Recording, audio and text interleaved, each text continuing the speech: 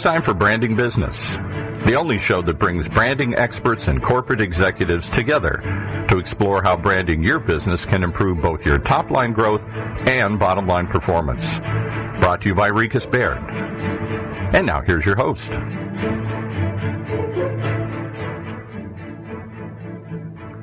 Welcome to Branding Business with Rieches Baird. I'm Ryan Rieches, and today's show topic is focused on entrepreneurship, specifically how early-stage businesses should think about their brand and also their vision. Today's guest is Mark Moses. Mark coaches entrepreneurs to think big and realize significant growth in their business. Mark is also a keynote speaker at prominent conferences around the world and coaches 26 CEOs in North America.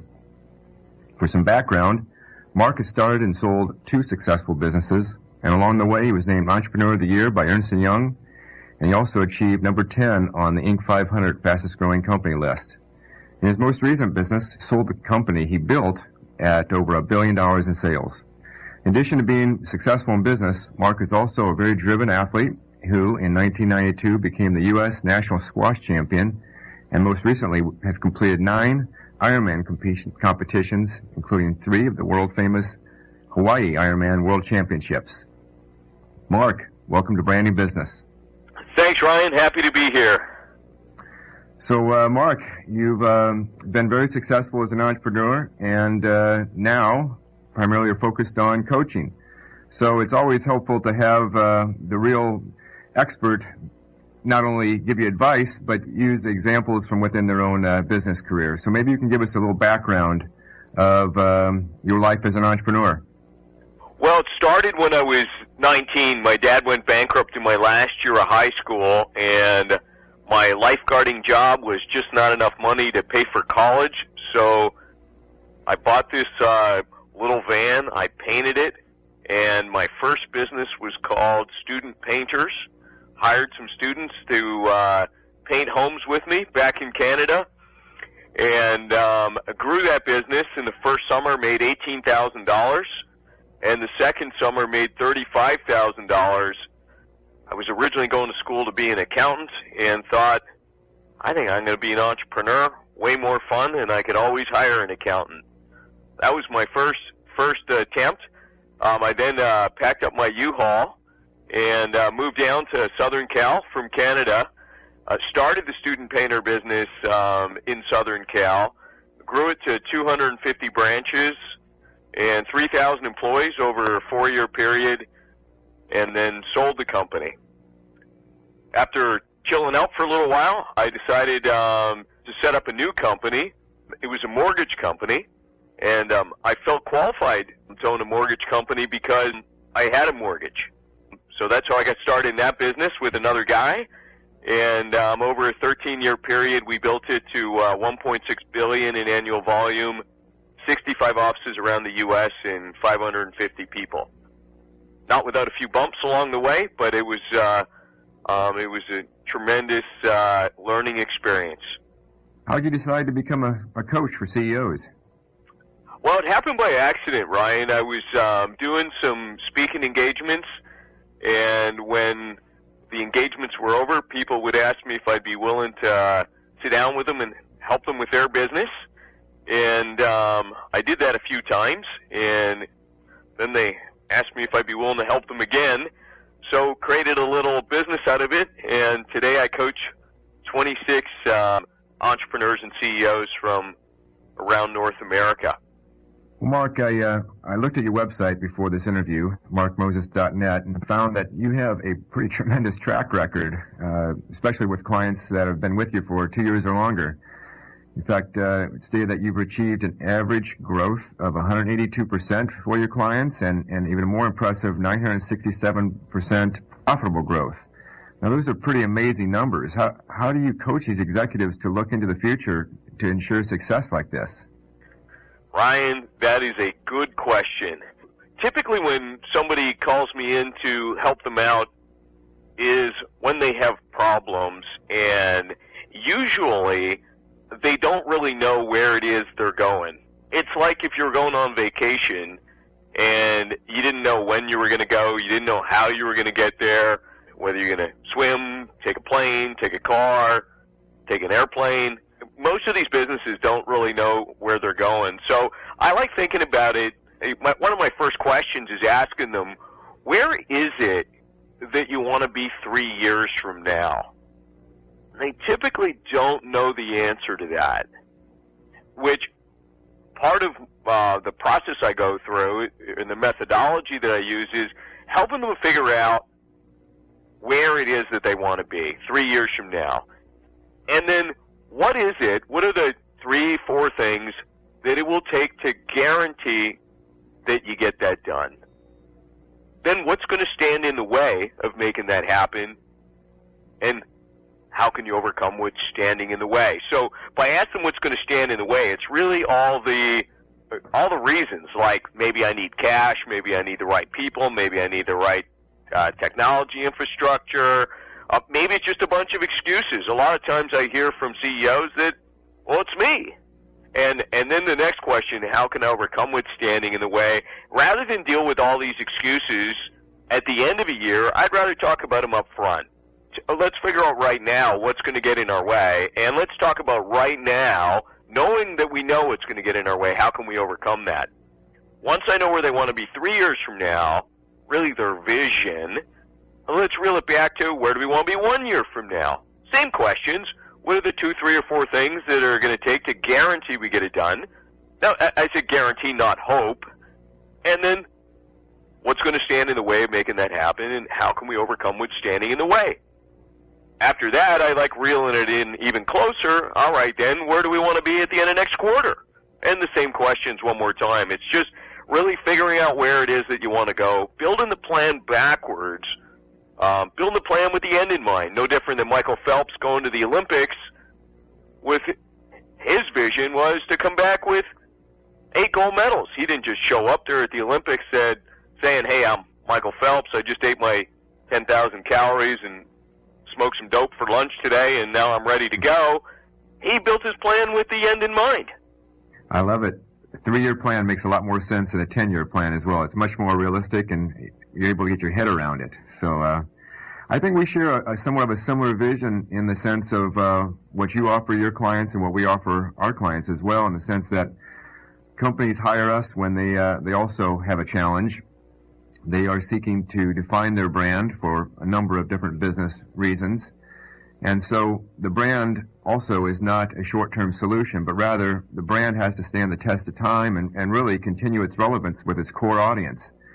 And so during that process of working with an organization, I naturally like to ask the CEO to describe their corporate vision. But I tell you what, I'm very disappointed by the answers I get, because rarely do I get a very clear answer. Usually it's a 1 to 3 year sales goal, maybe. At least that's helpful, putting them in the right direction, but it doesn't start to answer the questions you just outlined. And most of the time I just get an answer saying, well, we've been thinking about this at our recent strategic planning. We really haven't come up with it, but we're kind of thinking about this, and it just goes on and on. But so I have a question for you. Why do you think it's so hard for CEOs to define and communicate their vision? You think it's that they're unwilling to commit, or just they're undisciplined in their planning? Ryan, you are absolutely right. I speak to CEO groups all of the time. I speak to other groups where it's the senior management leaders, and one of my questions is, if I were to come into your company this afternoon and ask the first person that I see, what is the vision of this company, what would they tell me? And then if I went to the next one, would they tell me the same thing, or would I hear something different? And if I were to ask you right now, Mr. or Mrs. CEO, what would you tell me what it is? The answers that I get are terrible. First of all, the employees won't know what it is. So they do a terrible job communicating that vision. The CEO does.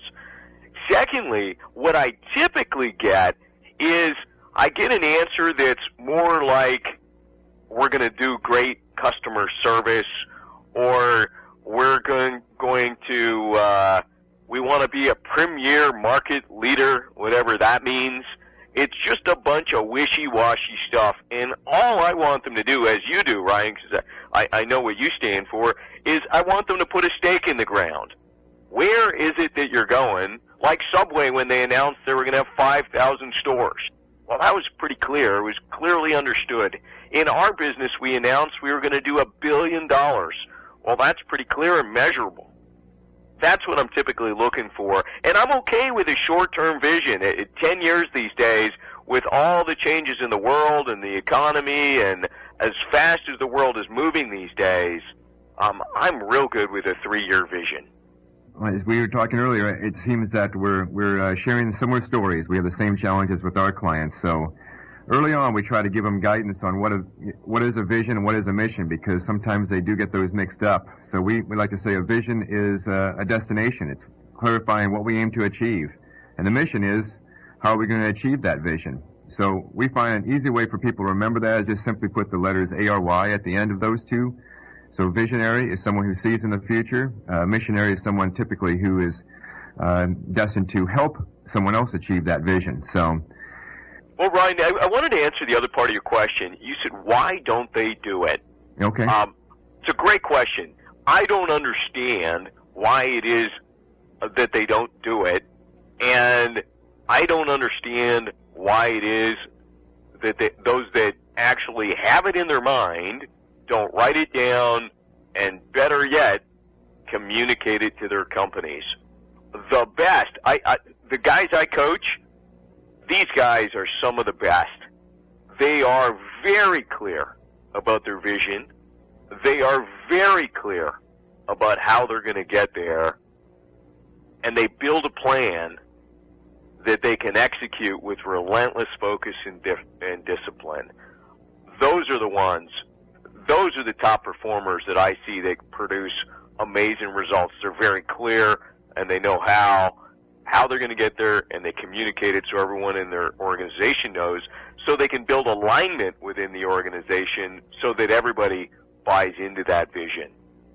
Well, it makes complete sense to me, and maybe they just didn't understand how it all fits together. So, well, maybe you can kind of take that step to, or take that concept to the next level. So, as a business coach, how do you advise these executives to think big, and then what's the process, or how do you get them to focus on the things that will really help them grow their business to significance? Well, a lot of CEOs, I like asking them another question. When you come into the office in the morning, what's the first thing you do? And this is what I hear all the time. Well, I go to the coffee room, I freshen up my coffee, I say hello to a few people, I walk around the building and see how everything's going. Then I go back to my office, I turn my computer on, and I start checking email. Well, how long do you check email for? Well, as long as it takes. Is that 20 minutes, 2 hours, all day? For some of them, it's 20, 30 minutes. For most of them, it's at least 2 hours. And for many, it's just all day as it comes in. And now they're distracted by all this other stuff that isn't on the 2 or 3 most important things that they need to get done this year, much less this quarter, this month, this week, or even today. So they get distracted. I think that once the CEOs can define their vision and communicate it, that they really ought to spend their time focused on 5 things. And my business coach for many, many years, Richard Carr, had me focus on 5 things. One of them was, and we've talked about it already today, is, Mark, you need to know where you're going, your vision, and communicate that throughout the organization. Secondly, as a CEO, you're the ultimate responsibility for cash. Sure, many organizations have financial people, controllers, and CFOs. But at the end of the day, if push comes to shove and the company runs out of cash or loses their bank line, it's a CEO's issue. Thirdly, putting the right people in the right jobs. Too many organizations grow and the CEO fails to put the right people in the right job to take the businesses where they are going, not where they've been. Fourthly, to focus on the key relationships of the company, inside the company and externally outside the company, such that if these relationships were to go away, the company would be in big trouble.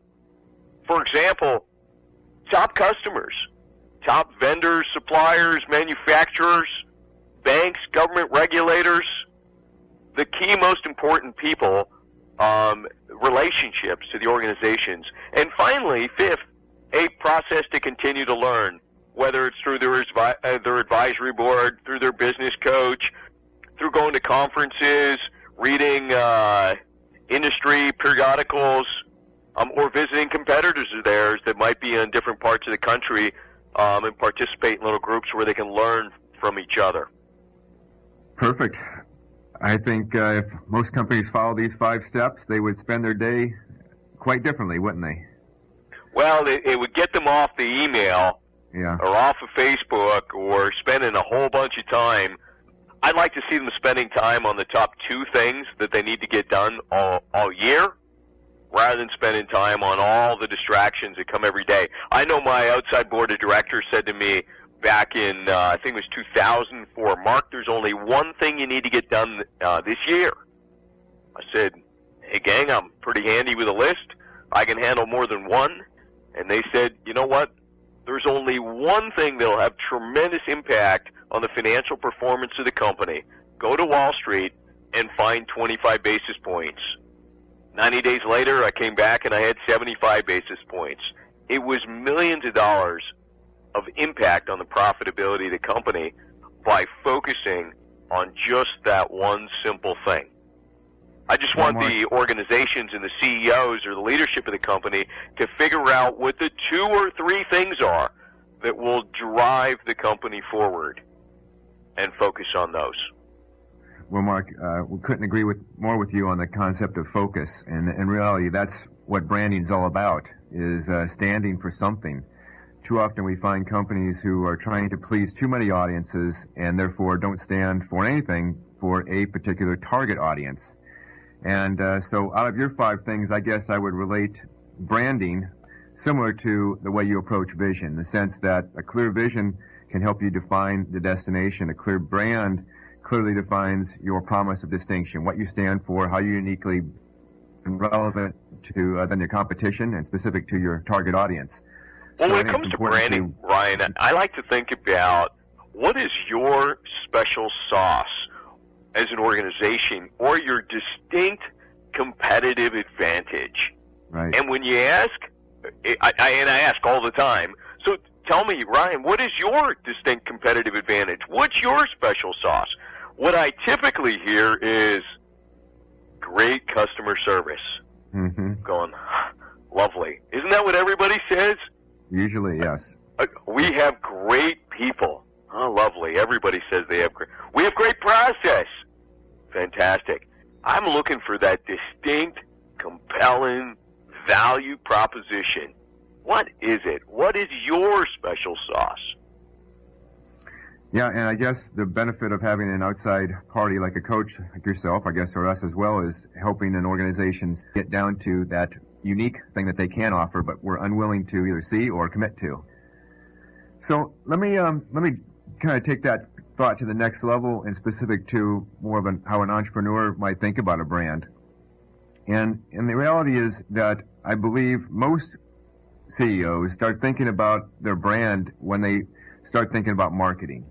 But I could also argue that most early stage companies really need to think about their brand earlier, in that if they have gone through the process to really come up with a clear and concise brand, it can guide them in their decision making. It can help them find the right people, like you said, get the right people on the bus, raise the capital, define the core audience, and really ensure that the organization is focused on those priorities. Once again, often CEOs of our startups or entrepreneurs don't think about the brand until they're trying to sell something or market something. Is your view similar or different? Ryan, I totally agree with you, and I know you've done some work for a number of friends of mine here in town. You've done some work for some big organizations, hospitals, car companies, airlines, and you've done a really great job at doing that and helping them establish their brand. And I agree with you. I think firms early on they really need to understand what it is that they stand for, so they can do a better job communicating that inside, attracting the right people that are passionate about what it is that you stand for, so they can take their business and grow it from the brand that they do stand for. Well, couldn't agree more. Most often we get hired to help an organization evolve its value proposition to its core target audience, so ultimately they can sell more. But throughout the process, they learn to realize that benefit of clearly define their brand is internal adoption and alignment. We also come to realize the importance of internal culture when asking an organization to evolve. And we've also found that through the survey work and research that we've done, the top two things employees are looking for from the executives are a clear understanding of the company's future direction, and then also regular communication from the executives. You cannot over-communicate enough. So what have you found in the area of the importance of getting the entire company aligned and motivated internally? Hey, Ryan, it's interesting you bring up the topic of communication. When I go and do strategy sessions for companies with their management team, and just maybe a couple hours into the process, I'll say, everybody stop for a moment. What I'm sensing is a bit of a communication issue amongst you guys. I'd like to do a blind test. Everybody take out a sheet of paper. Don't tell me what it is. I'd like you to write on from a scale of 1 to 10 how you think we do as a company communicating with everybody within the organization. The highest score I have ever seen is a 5.9 out of 10, given by the management team. And usually, the highest score comes from the CEO, who rates it a 9 or a 9.5. And they're the ones that are doing the poorest job communicating to the organization where it is that we're going or what it is that we stand for. Yeah, we've seen similar results, and it just takes an ongoing process and commitment to do it, and it's so simple, and it can have such huge rewards. We used to do our communication system was we would do an annual state of the company. We would do quarterly management retreats where we would go off-site, and spend a day or two talking about what it's going to take to ensure that we hit our annual plan. We would get the entire company together monthly to talk about our results, how we did compared to plan, where it is that we're going, and recognizing the people that made a difference. We had weekly management or leadership team meetings and daily huddles within departments. That was our communication system that we followed all year long. People say, that just sounds way over the top. I'll give you an example with Google. Google, every Friday at 4 o'clock, had their TGIF. Employees, tens of thousands of employees all over the world, people would video conference in, and the founders would run the meeting. Every Friday, 4 o'clock. Company people can do it? Well, our little company sure can do that too. Yeah, that's pretty impressive. Well, Mark, hey, we're about out of time, but I wanted to close with one question. You've accomplished some pretty amazing things as an athlete, these 9 Ironmen and the 3 World Championships. Do you have a similar approach towards training to make these accomplishments as you do in your business life, or are they different? Oh, Ryan, you know I'm very anal retentive. Yes, absolutely. I just published my monthly newsletter on January 18th. It's up on my website, www.markmoses.net, which is the Ironman Lessons for Business Success, where I share 8 lessons that I learned from my last Ironman that enabled me to achieve something that many thought was not possible. Had an unbelievable performance and actually won my division in that Ironman by following these 8 things or these 8 lessons that I learned. So if your listeners get a chance to pop out to my website and look at the Ironman Lessons for Business Success, there are 8 lessons that I learned there. Well, it seems to have worked. So congratulations on winning recently. That's fantastic. All right, Mark, my last question. Who in the organization is responsible for the brand? Is it the CEO or the marketing team or the executive team? Ryan, easy question. CEO, absolutely. They got to own it. All right. Well, I agree completely. I always like to ask that question, and I've so far gotten a pretty consistent response. It's same with culture, right? Who owns culture? Many people say Right. HR owns the culture. Well, just go down to HR and get some of that down there. No, it's the CEO that owns that too. Absolutely. Completely agree. Well, Mark, thanks for being a guest on Branding Business. Here's a few takeaways that I picked up today. Focus on your 3-year plan and work backwards. Develop the plan, then break it down into the top 2 or 3 things that will guarantee success. Break it down to a year, break it down to a quarter, monthly, weekly, daily. Fastest way to get there. And then I think also your 5 things around vision that the CEO needs to focus on. Vision, that special sauce, the cash management, the right people on the bus, relationships, and also continual learning. Mark, you've been fantastic. Thank you so much. If people would like to get a hold of you, should they just go to markmoses.net? Absolutely. That's the easiest way to get me. Okay, perfect. Thank you, Mark. Thank you, That Ryan. concludes- Nice to talk with you today. Take care. Well, that concludes the show for today. This is Ryan Rieches, and you've been listening to another edition of Branding Business with Rieches Baird. If you'd like to listen to past shows or read our blog series, visit brandingbusiness.com.